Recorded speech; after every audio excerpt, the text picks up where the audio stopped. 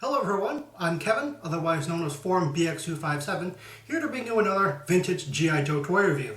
And today I have the 1985 Sears exclusive Crimson Attack Tank, or C.A.T. for short. It's the sibling to the previous video's SMS set. And here we have a look at the box. As I said previously, the subtitle underneath here, for the US boxes at least, had either a Crimson Guard weapon, as my box has, or earlier versions probably had a Cobra command weapon. Of course, in the corner here we have the Sears logo printed right on the graphic.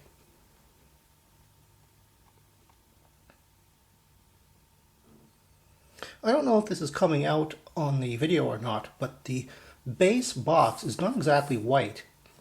I'm not sure if that's the age of my particular box, but I've seen quite a few examples where the base box seems to have gotten a bit beige, almost brownish.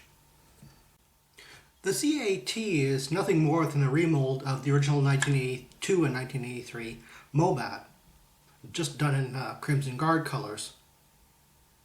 It has the same completely turning main turret with a slightly elevating cannon. The thing goes in.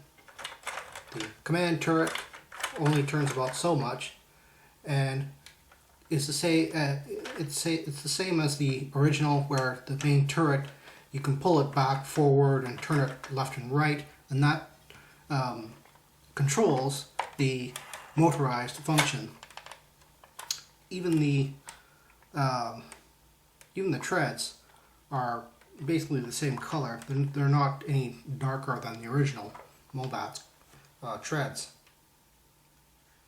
There was, however, one slight molding difference, and that is in the battery cover, of all places.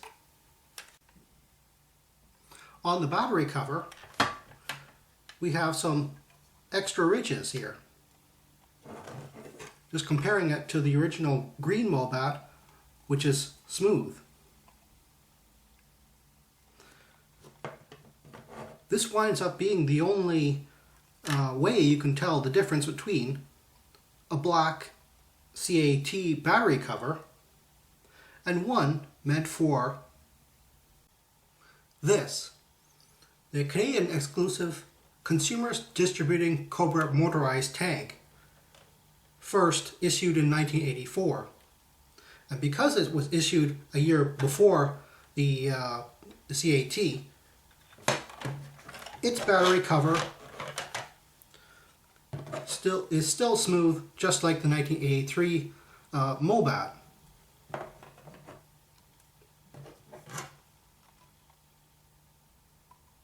There are some slight differences on the inside here, just like the reinforcements that are here. But the ridges on the C.A.T's battery cover are the most significant differences.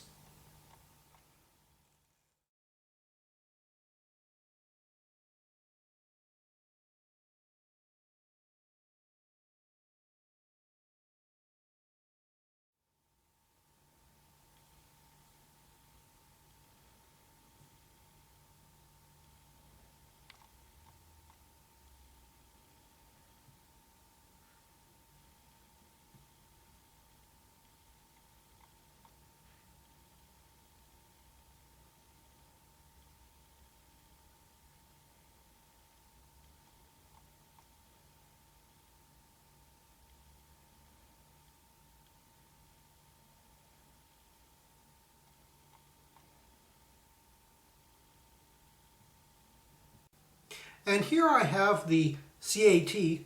with the SMS. I have to admit though that the mostly red SMS and mostly black C.A.T. tank, they don't look too much like a set or a series.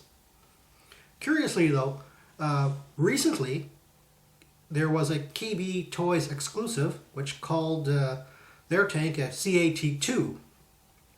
It was mostly red with black where the red was, and I believe that would have looked quite a bit nicer with the SMS.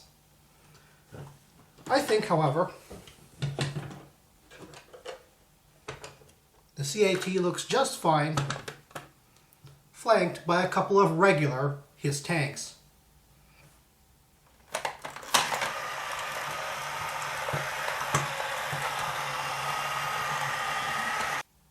Now, before I sign off, I'd like to point out two things. The first is that, as you can see, the box is rather small, and that's because it doesn't have to accommodate a figure. Every other remold of the MOBAT so far has always included a figure. The C.A.T did not. The second odd thing is, on the blueprints, it says